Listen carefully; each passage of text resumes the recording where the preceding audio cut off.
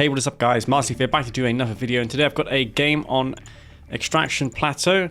Now I may sound a little bit under the weather, I do have a little bit of a cold, but it's not too bad. I'm going to commentate this game before I lose my voice completely though.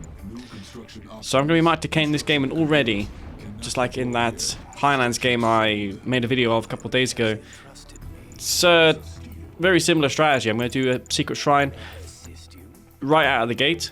There's only one spike per player on this map, so recovering from such a strategy is going to be difficult. And it's going to be a little bit of a variant of it. Instead of summoning in a Enlightened squad and Shadow Team from the Hand of Nod, I'm just going to use the Shadow Team support power and build one Saboteur. You may think it's a bit wasteful upgrading cybernetic legs for a singular Saboteur, but I feel like I just need that engineer in my opponent's base. One engineer is all that I need. The Shadow Teams that will spawn also will be able to detect and kill any riflemen or scouts I find.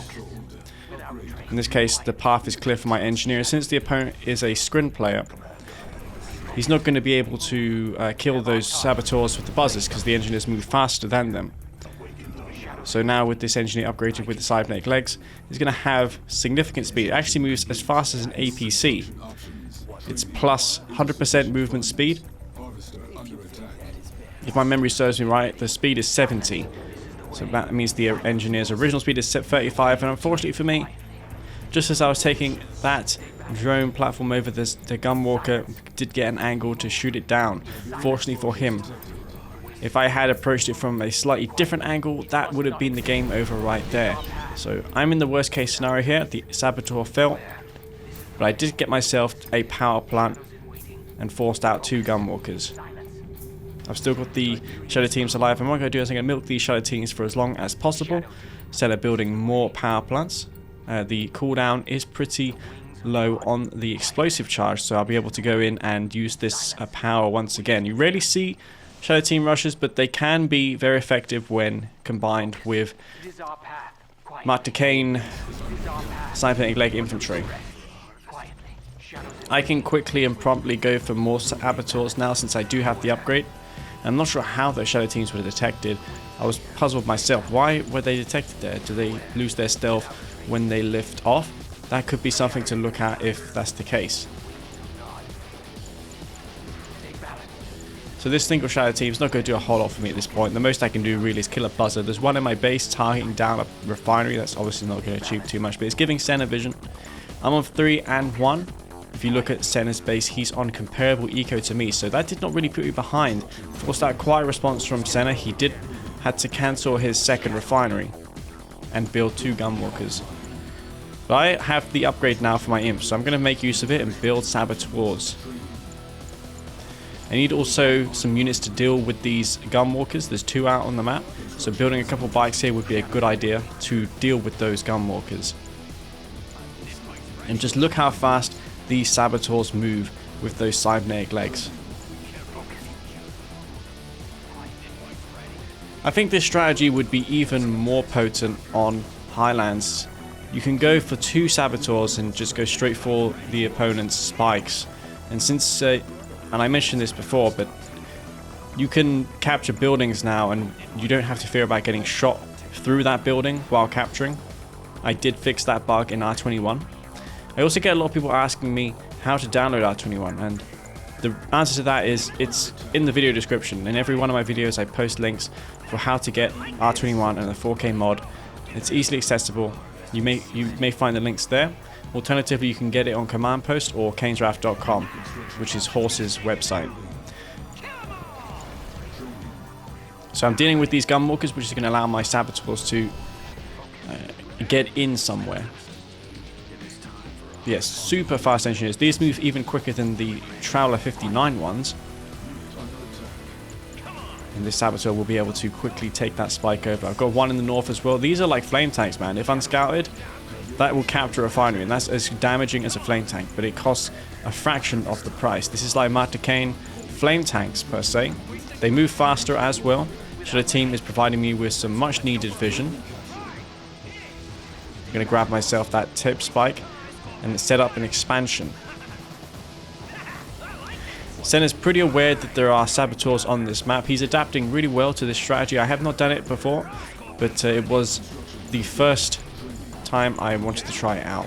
And I'm highlighting this game here because I think it's an interesting tactic on a map that it is not ideal to be used on. So if it's decent here, it has good chances of working on the other maps.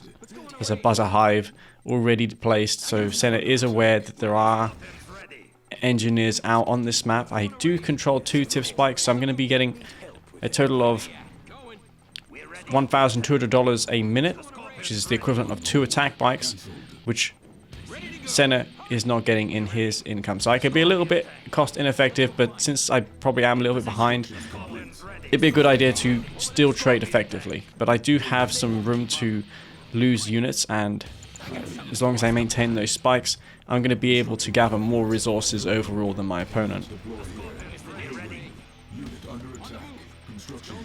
Engineer going for my tip spike. That's upgraded with advanced articulators. I did not realize my opponent was Traveler 59. This is going to set alarm bells off ringing. Did I see advanced articulators? I don't think I did, but yeah, I know I knew he was Traveler, and you will see very soon. I've got the Scorpion tanks, which obviously versus Traveler is a bad idea. You should generally go for buggy spam and bikes. That deals with the Seeker Descent very well. Scorpion tanks is the worst option against this faction. Against Sprint, it's alright, because Descents can't chase these down. They move too quickly. I'm researching the Dozer Blade upgrade, which will grant my Scorpion tanks with a plus 20% armor bonus. And I'm looking for an angle still for the Saboteurs. There's one going straight for his drone ship, but I see that has packed up and he's got units surrounding it, so I'm not going to be able to deal with that. Now I see there's a lot of forces coming my way in the south, so instead of committing a huge amount of forces to defense, I'm going to garrison a Reckoner on my tip field. I'm going to put a Reckoner in the tip field with a Tip Trooper in sight. And with the Dozer Blade upgrade, the Reckoners have 30% more armor. This is considerably more armor than vanilla for the Reckoner. It differs to the Scorpion tank, where that is 20%. With the Reckoner, it is even further buffed. I've got a Saboteur there as well. Running for its life, it should just about outrun Descents.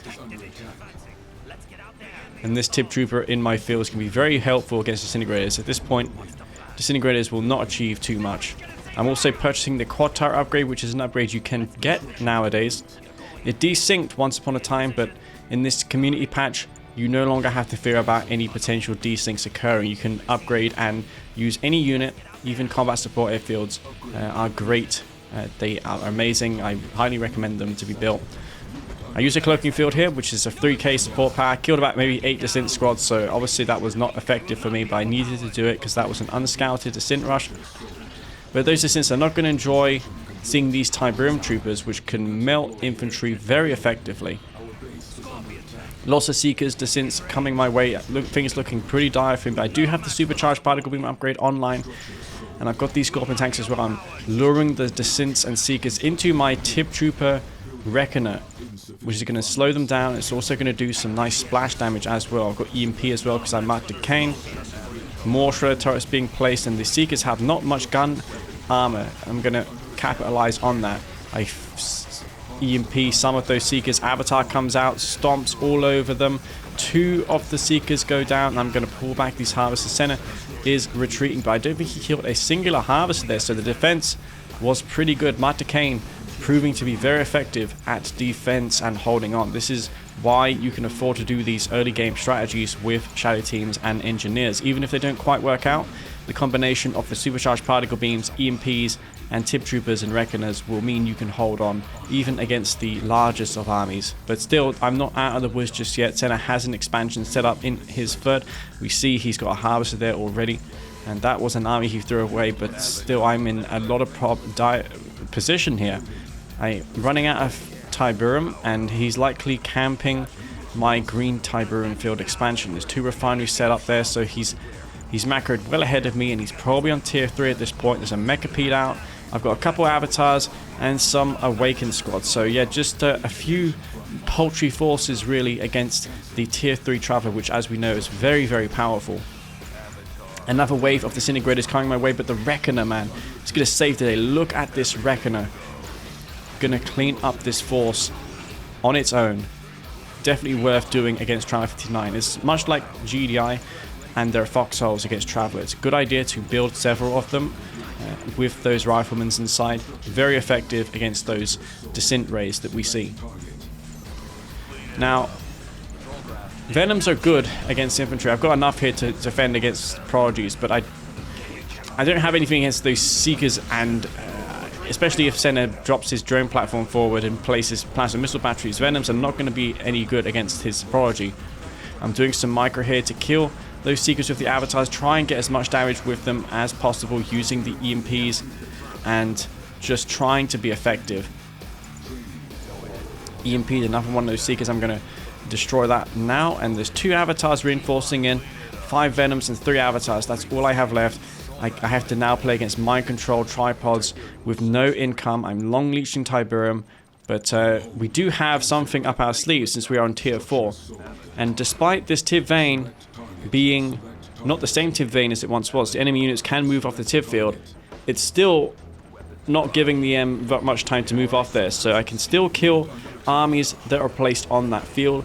And we see there the perfect use of a tiberium Vane. I'm going to able to thin down those units, kill the mind controlling units as well, and it's going to make the tripod and avatar run because they just don't have the health now to engage this army.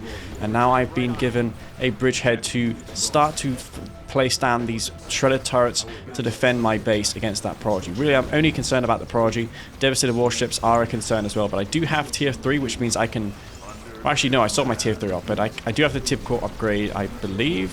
If not, then my only hope against dev ships at this point would be to go beam cannons and chain the beam off of them with the Venoms to kill the devastated warships. Prodigy is out, but against those quad turrets, shredder turrets, I'm not going to accomplish a whole lot. And I'm quite content here, sitting here, placing down the shredder turrets with the charged particle beam upgrade. Decoy army I'm just going to use to reveal some more of this map so I can get a glimpse on that Prodigy. I'd need an airfield 2 on the front line just to get some more Venoms out. I did lose them before to the charged particle beam, and the quad tower upgrade there you see is paying dividends against this Traveler 59 player. And with Senna not having anything else and me gathering tiberium on my expansion, this will force him to quit and surrender despite maintaining a healthy lead in that game. The Seeker Descent did not work out. That Reckoner garrisoned with the Tip Trooper definitely saving me after the blunder of the early game that I did. I also lost an engineer at the start for no reason, and I could have grabbed that MCV if I had moved around it a little more. But I've got limited time to make my move because my opponent will lift his drone ship the second he sees it, so I need to promptly take it over. The EMP only lasts 5 seconds, so I don't have time really to stop and stare. I need to capture that building as quick as possible. Anyways guys, hope you all enjoyed this short game here on Extraction Plateau. If you enjoyed it, don't forget to hit the like button. I really appreciate that. And thank you again to my Patreon supporters for continuing to help me and this channel stay afloat and provide you all with content. I do have lots of things in the pipeline, including guides and a new patch update to fix a number of issues, but that'll be worked on after April. I will do a lot of content approximately in the middle of April. I'll start then. As for now though, this is what I'm going to be providing. So this is me, Master Leaf, and I'll see you all later. Peace out.